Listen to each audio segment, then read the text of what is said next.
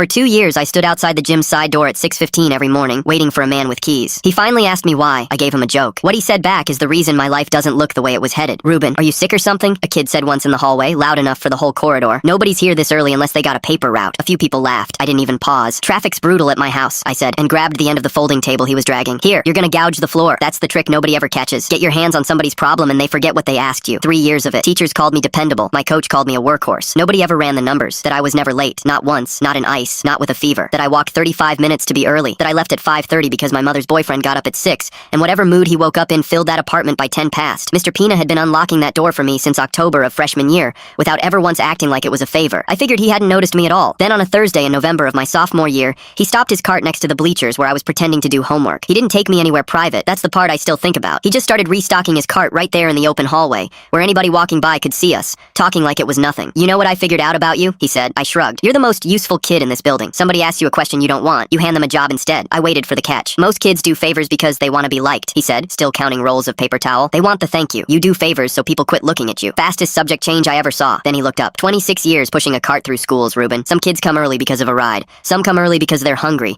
And some come early because early is the safest hour they get. I don't need to know which one you are. My chest did something I had no name for. I didn't say anything. I also didn't get up. "Here's the whole offer," he said. "I'm in this building at 5:40. Students can be inside when a staff member's here. That's actual district policy. Look it up. There's a microwave in the boiler room and I always make more oatmeal than one man should eat. You don't owe me conversation. You don't owe me an explanation. You show up and you sit there. That's it." Then he added the part I've carried for 10 years. "And if there's ever something you want handled instead of dodged, Nurse Delacroix is good people. And I'll walk down there with you any morning you say the word. No rush. That offer doesn't expire." He pushed his cart on. Meeting over.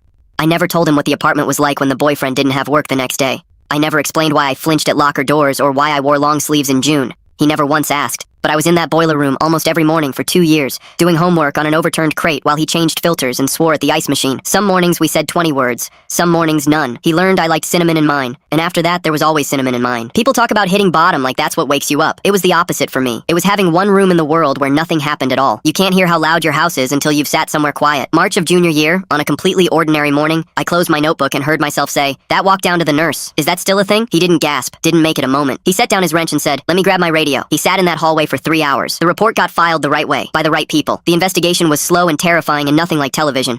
But by August I was living at my grandmother's, 2 towns over, in an apartment where the sound of the front door meant absolutely nothing. At graduation he was working the gym floor in a tie. Custodians don't have to wear ties. I found him after, still in my gown, and every rehearsed word fell out of my head, so I just hugged him. "Extra cinnamon," he said into my shoulder. "Look at you." I'm head custodian at a middle school now, 1 county over. I unlocked the side door at 5:40. There's a microwave in my boiler room and I always make too much.